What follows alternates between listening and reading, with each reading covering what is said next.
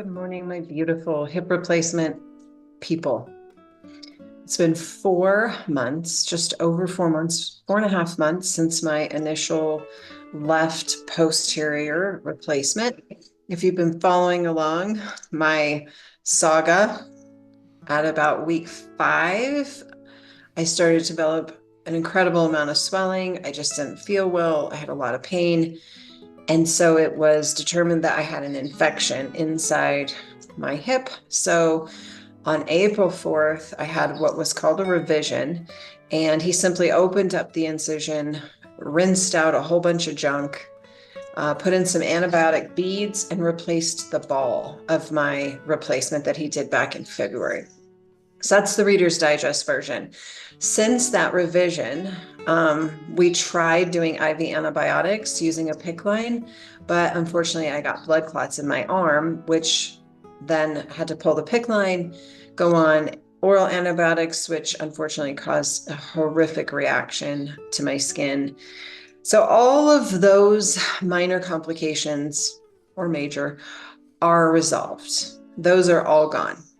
I still have a lot of pain in my arm from the blood clot, and I do wear a sleeve most days just to help keep the swelling and the pain. But it's definitely takes months. I've had blood clots before. It takes 6 to 9 months for the body to kind of reabsorb those clots. So the arm will be there for a while. So let's go talk about the hip.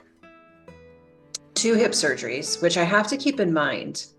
Even though I have been doing a great job not comparing myself to other people, it's at a point now where I'm frustrated, but I'm trying so hard just to be patient. I realize that in totality, I've had 5 surgeries on this hip. So there's a lot of built up scar tissue. There's a lot of muscles and ligaments and tendons and all of that tissue that has been poked 3 times and cut open twice. So I have to remember that. Big picture, logically, up in here, I can do that. I can be reminded of that. Emotionally, spiritually, determination-wise, it's really hard for me to remember that because I'm in so much pain still.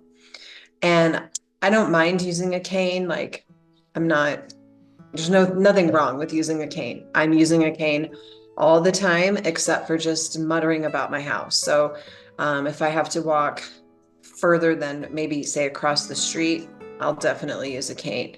If I'm just puttering around in the garden or I'm in the kitchen, I don't use a cane. I can hold on to something else.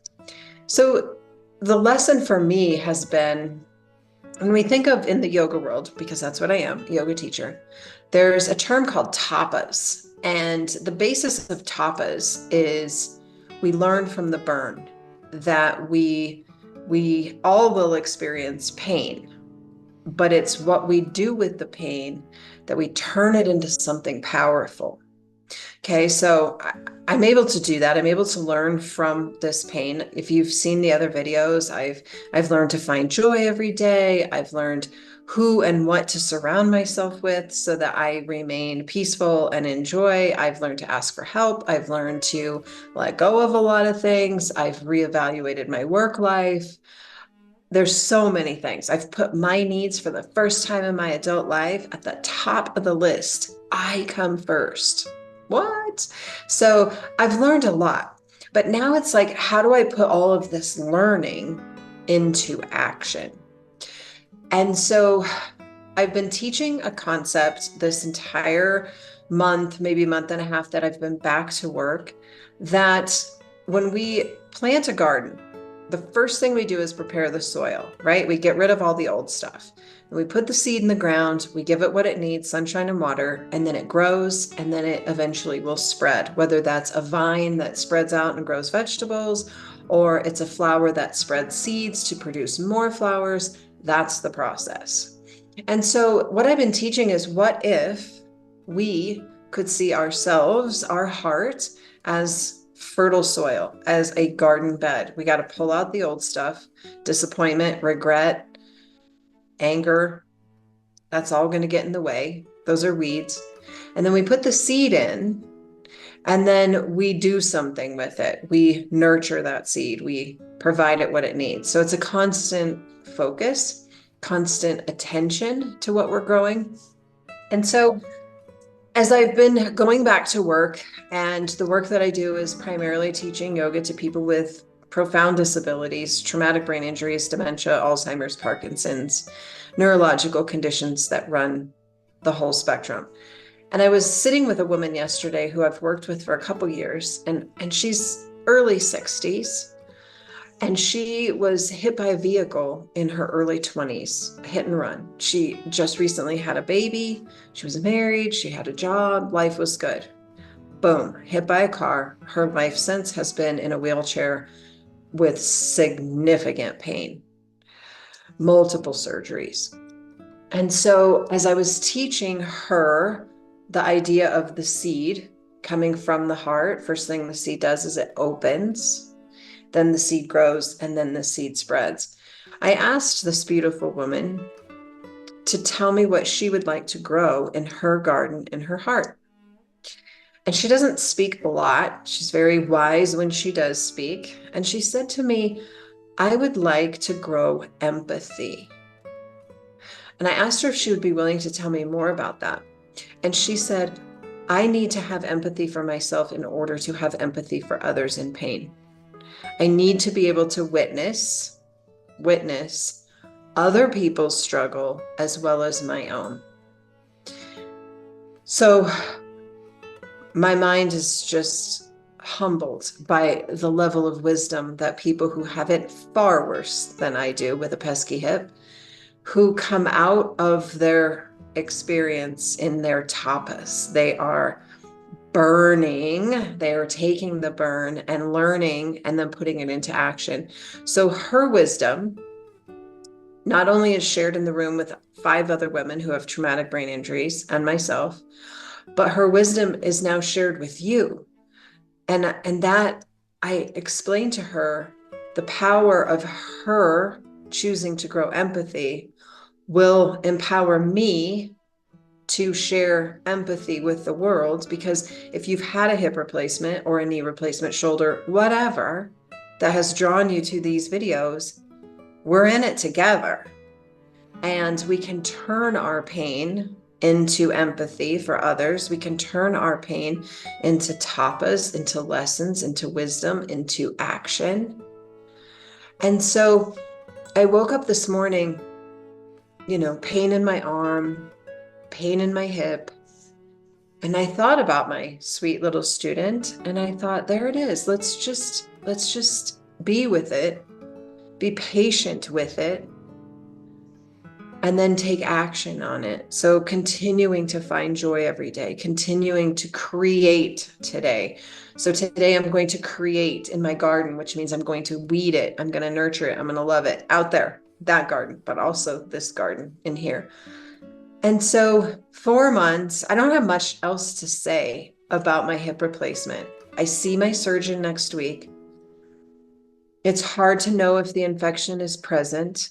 The only way that we will know, unfortunately, would be to just put a syringe in my joint capsule and pull out some of the fluid and see if that bacteria is still there. The last 3 weeks, honestly, have been harder than the initial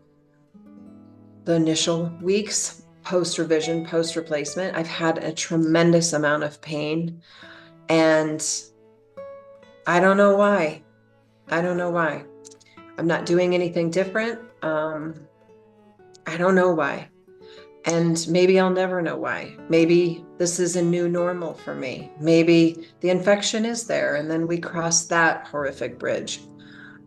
But I don't know. So 4 months out of the main replacement, 10 weeks out from the washout revision, and I'm still in a tremendous amount of pain.